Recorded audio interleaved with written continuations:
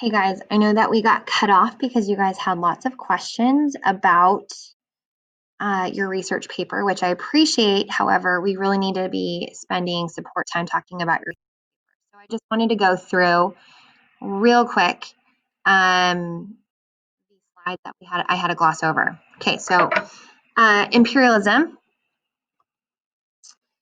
We talked about what imperialism was. Let me go back to that first slide. Right. So ultimately, it's the seizure of a country or territory by a stronger country. The stronger country dominates weaker countries politically, economically, and socially. The reason is that that stronger country gains power with the money it makes from using that weaker country. All right. So here is a map that indicates all these European nations that had solidified colonies throughout Africa and Asia. Now, this map is only one hemisphere. It doesn't have Latin America represented, so it's just going to show us Africa and Asia here in Australia. All right, so we looked at this picture of a British diplomat living in India and ultimately being serviced by these two Indian men within India.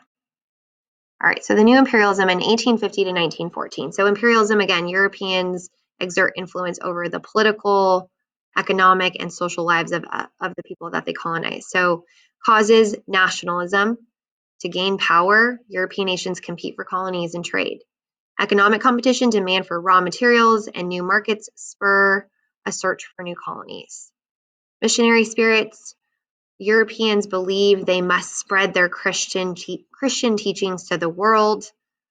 The effects is colonization. So colonization is when European countries control land and the people in an area, predominantly European nations colonizing Africa, Asia, and Latin America. Colonies or colonial economics, Europeans control trade in the colonies and set up dependent cash crop economies. And we'll talk more about cash crops later. And then Christianity is going to spread into Africa, India, and Asia. Those are the effects. So from 1850 to 1914, the strong industrialized nations of Europe used imperialism to seize colonies. They dominated the local governments and economies in Africa and Asia. Okay, why did industrialized nations of the world imperialize? All of these reasons that we just talked about. Nationalism. They wanted colonies overseas for power. They turned into an all-out race for the best colonies in Africa and Asia. Okay, Industrial Revolution led to a huge demand for raw materials. So countries could make more factory-produced goods. The Industrial Revolution also caused a great demand for new overseas markets to sell their finished goods. Having numerous colonies in Africa and Asia helped fuel the Industrial Revolution. Christian missionaries wanted to convert the uncivilized natives in the world by creating churches, schools, and hospitals. Europeans believed in an idea called social Darwinism that argued that whites were the most evolved and superior race. And then Europeans also believed in something called the white man's burden, that they had a responsibility to civilize the world. These are the different forms of imperialism. So a colony, Europeans seize a territory and rule it directly by sending governors to the colony. A protectorate, let me go back. Protectorate is a local government that exists, but Europeans make all real decisions in order to protect their trade. And then a sphere of influence is nations gain exclusive trading rights in territory, dominate all trade, but allow the local government to make other decisions. All right, we did talk about social Darwinism. It's the root of European racism. Here's Charles Darwin. He came up with the notion of survival of the fittest. Darwin was talking about nature, but people tried to apply his ideas to economics and politics. And that is known as social Darwinism. Social Darwinism is a societal theory which states that the level a person rises to in society and wealth is determined by their genetic background. So to Europeans, this justifies why they should imperialize Asia and Africa because they're the more superior race.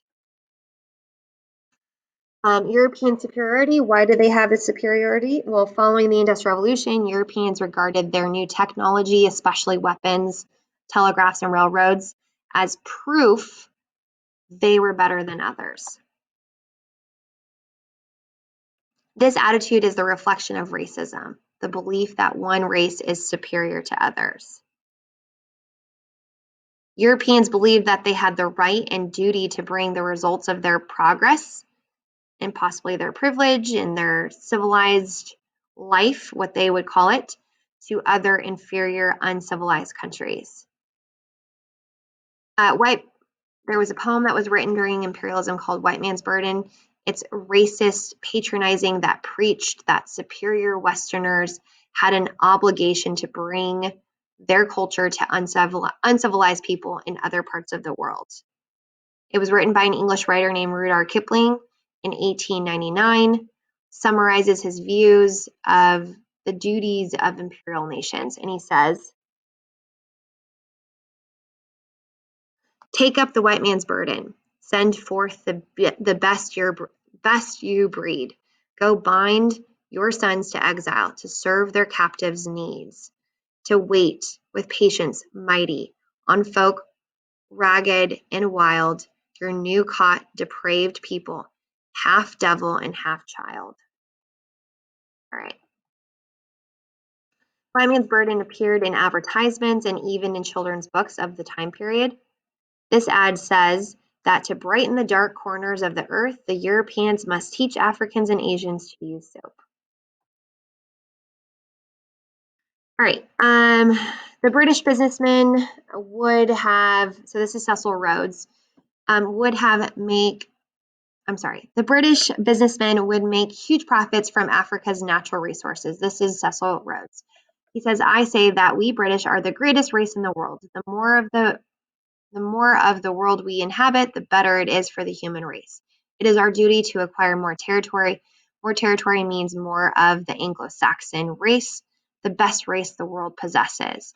And we talked a little bit about him earlier today when we were doing our activity, but Cecil Rhodes is ultimately, he set up the diamond trade within Africa and created the De Beers Diamond Trade Company.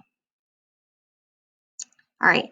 This became a common sight in Africa and Asia, Europeans using their superior military technology to imperialize. Okay. Imperialist nations embraced social Darwinism in the mid-1800s, including Germany. Many years later, social Darwinism in Germany will lead to a great deal of death and destruction when the theory is used by lesser men.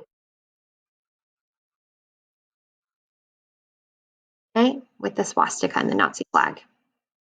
Some of the reasons for the expansion of the European way of life was from missionaries. Okay, this is actually Dr. Livingstone. So one of the most famous missionaries and explorers out there was Dr. Livingstone. He was a minister from Scotland who went to Africa to preach the gospel and help to end the slave trade. In the 1800s, Europeans and Americans were eager to read about adventures in distant places like Africa and Asia. Newspapers competed for readers by hiring reporters to search the globe for stories. One of the most famous reporters at the time was Henry Stanley. There he is. Livingstone had traveled deep into the heart of Africa and had not been heard from in almost 35 years. Livingstone was feared to be dead. However, Stanley was hired in 1871 to find Dr. David Livingstone and write about his search. And there they are, being acquainted. So 10 months later, Stanley caught up with Dr. Livingstone in the Congo. His greeting when he met Livingstone is very famous. He says, Dr. Livingstone, I presume. Stanley's story made him a celebrity. Stanley then set out to explore Africa himself. Stanley's work was noticed by powerful people, including King Leopold II of Belgium, who hired Stanley to sign treaties with local chiefs in the Congo River Valley. And we'll talk more about King Leopold when we get to Africa. Okay, this began European imperialism in Africa. By 1914, only 2 African nations remained independent. All of it was conquered by European nations. All right, so motives.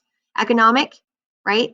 Ultimately, the desire to make money for countries, to expand foreign trade, create new markets for products, to acquire new raw materials and cheap labor, and to export industrial technology and transportation methods. Political motives were based on a nation's desire to gain power, to compete with other European countries, to expand territory, to exercise military force, to gain prestige by winning colonies, and to boost national pride. Religious motives include the desire to spread Christianity, to protect European missionaries in other lands, to spread European values and moral beliefs, to educate people of other cultures, and to end slave trade in Africa.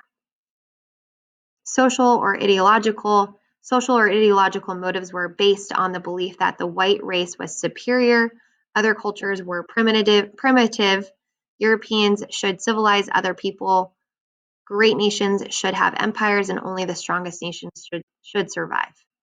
Exploratory motives were based on a desire to explore unknown or uncharted territories, to conduct scientific research, conduct medical searches for the causes and treatment of diseases, to go on an adventure, or to investigate the unknown cultures. All right, we're going to end with that.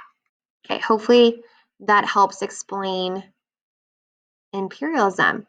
And I will see you guys hopefully tomorrow in support. And